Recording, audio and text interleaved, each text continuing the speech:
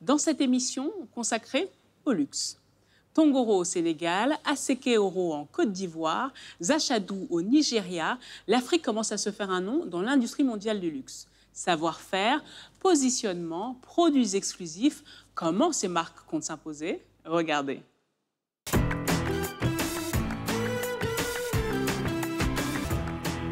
Au cœur de la galerie marchande de l'Ivoire Trade Center à Abidjan, Abi Concept, un temple du luxe made in Africa. D'accord, oui, je pense. On va mettre la jaune à l'avant. Simon, le responsable de la boutique, est en plein merchandising. Alors aujourd'hui, c'est Eliquam que j'ai choisi pour mettre en vitrine. Généralement, on part ici en boutique sur des pièces qui en jettent, comme on a l'habitude de le dire. Et des pièces qui en jettent, la boutique en a des centaines. Des pièces de mode d'art et d'artisanat, toutes fabriquées sur le continent. Alors vraiment, Abi, a été créé dans le but de valoriser le savoir-faire des artisans africains. Abi Concept est donc le reflet de la montée en puissance des marques africaines sur un marché du luxe sur lequel elles étaient quasi inexistantes il y a encore quelques années. Et vous le verrez dans ce reportage que le luxe made in Africa est plus que jamais une réalité.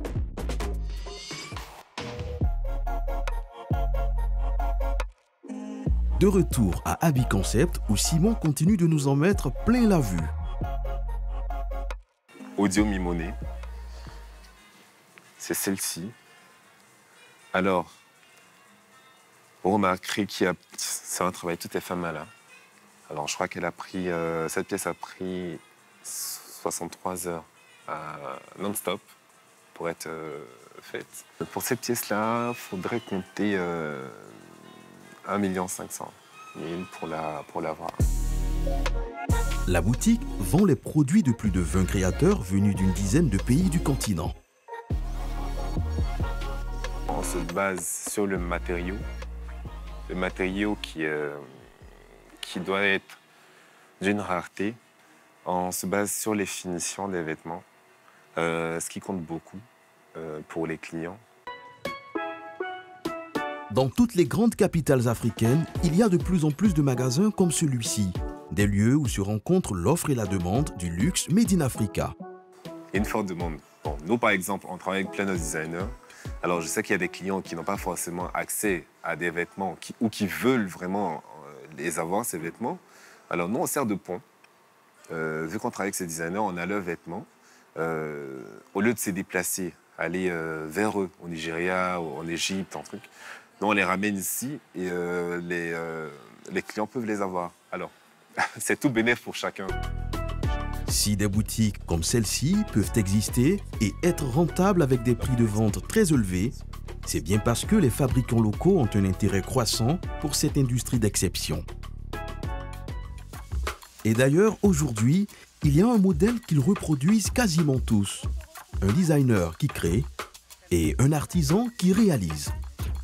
Ce que je voudrais qu'on voit un petit peu aujourd'hui, si on va plutôt choisir une feuille un peu plus lisse ou si on va plutôt partir sur un montage martelé. Isabelle est propriétaire de la marque de bijoux de luxe Boudi. Ça, c'est le même format qu'il y a là, que je vais dessiner un peu d'abord. Kader, quant à lui, est artisan spécialisé dans le travail du bronze.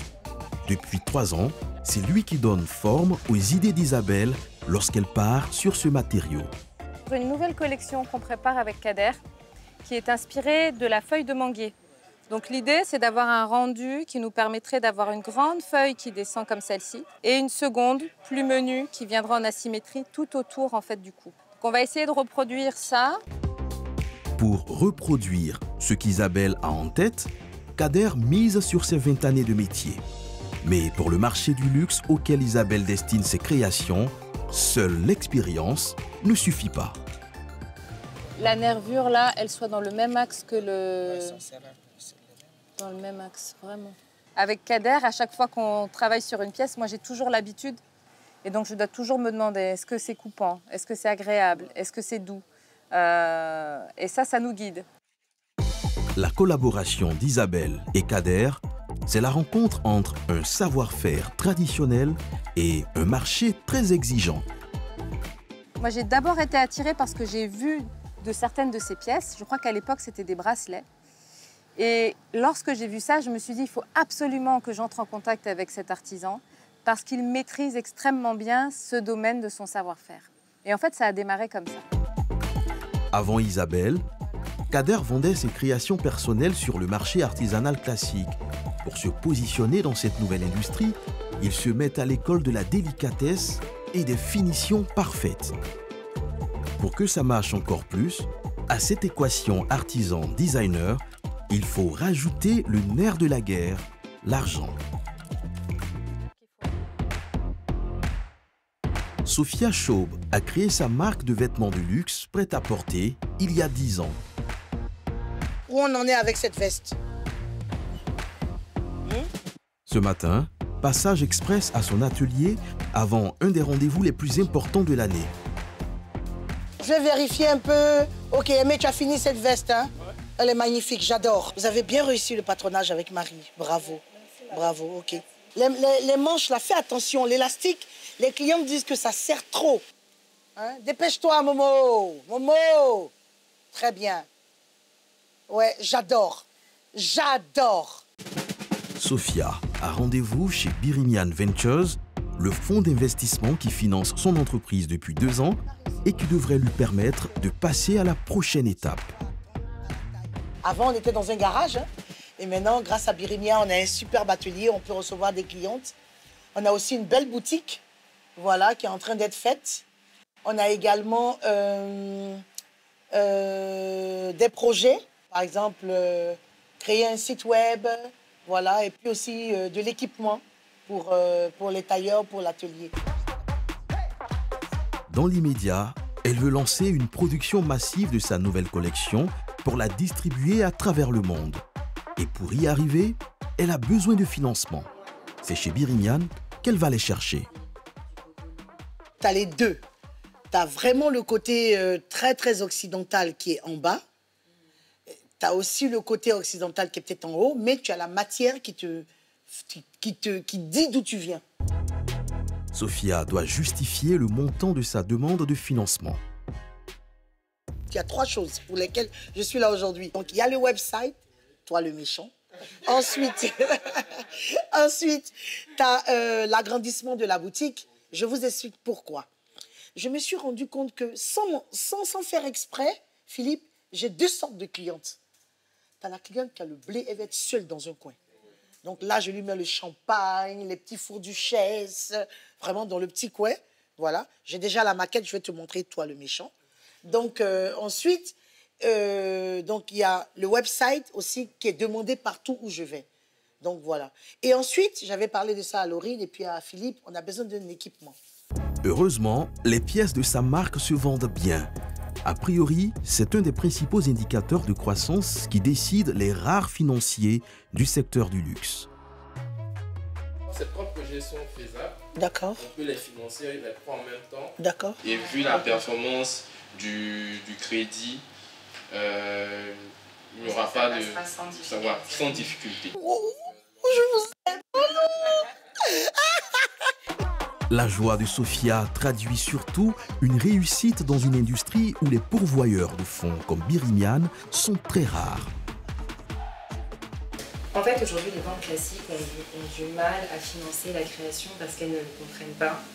Et puis surtout, en fait, une banque classique, quand elle finance, prend des sûretés, des garanties, et puis le niveau de risque entraîne un taux d'intérêt élevé. C'est ça. Nous, ce que nous avons réussi à faire, c'est convaincre un partenaire bancaire, qui est Orange Bank Africa, et qui nous permet de mettre en place ce dispositif où nous avons une enveloppe ouverte dans les comptes de nos banques et nous présentons des opportunités de financement que nous structurons et qui sont financées par la banque. Donc c'est cette discipline que nous avons adaptée à la création pour pouvoir mettre en place un modèle de financement unique. Birimian aurait réussi à mobiliser un peu plus de 150 millions de francs CFA pour une trentaine de marques.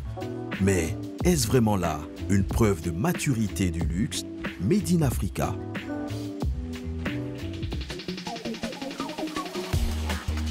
Pour comprendre l'évolution de ce marché, direction un magasin de literie d'exception. Donc il y a aussi ce canapé, le Paco. Voilà, tenez, asseyez-vous là. C'est sympa, hein? Voilà. Lucie et Blaise sont responsables des achats d'un hôtel 5 étoiles en pleine rénovation. Ils cherchent des meubles pour donner du cachet à la déco de leur établissement. Ça pourrait tout à fait s'allier dans votre hôtel à l'entrée. Vous voyez, à l'entrée de votre hôtel. Pourquoi dans un salon? Parce que là, vous voyez, on peut discuter, c'est plus haut, c'est plus... Ils n'ont pas choisi le magasin de cet designer par hasard. Déjà, la signature de Monsieur Patéo, c'est ces tissus. Voilà, je pense qu'aujourd'hui, vous voyez un tissu comme celui-ci où vous voyez l'abeille qui est là. Vous savez que c'est la griffe de Monsieur Patéo. Et puis, vous avez sur les côtés, alors je vais vous montrer ça, sur les côtés de nos produits, vous avez la marque Patéo by LM-Wax. Patéo, ce nom vous dit certainement quelque chose. Il s'agit bien du célèbre couturier burkinabé qui habille les chefs d'État africains. Il se lance désormais dans le mobilier et a déjà trouvé ses clients. C'est toujours avantageux pour nous de dire que, parce qu'on sait que c'est un styliste qui fait tout ce qui est beau, donc dire aux gens qui dorment dans une suite Patéo, tout de suite, ils auront l'impression, on sait que bon, s'ils ont préféré Patéo, c'est qu'ils vendent du beau, ils vendent du bon, ils vendent du luxe. Marie-Pierre propose ses designs et profite de la notoriété du styliste qui, de son côté, explore un nouveau secteur. Voilà. Alors après, vous pouvez l'avoir en différents coloris. Et après, en tissu, dans les tissus Patéo, vous avez 6 tissus au choix. Voilà. Je vous invite à l'essayer. Dans l'industrie, on appelle ça du co-branding. Deux marques qui s'associent en gardant leur ADN. Donc, qui est le mieux placé en fait que Monsieur Patéo pour lancer cette marque, vu qu'il a un savoir-faire, une qualité de travail et une envie de travailler et une envie de créer qui est très importante. Donc on a décidé ensemble de faire un partenariat. Tout juste un mois après son lancement, ce partenariat voit déjà du monde se bousculer à sa porte. Je ne peux pas à aujourd'hui vous dire la part de marché, mais on espère que ce sera une part de marché de 20 à 30%, ça serait très bien. Et je pense que ça va le devenir parce qu'on a un engouement, les gens commencent à nous appeler. Cette collaboration, c'est bien la preuve que les marques de luxe Made in Africa ont de beaux jours devant eux. À tel point que désormais, un nom comme Patéo, à lui tout seul, fait vendre.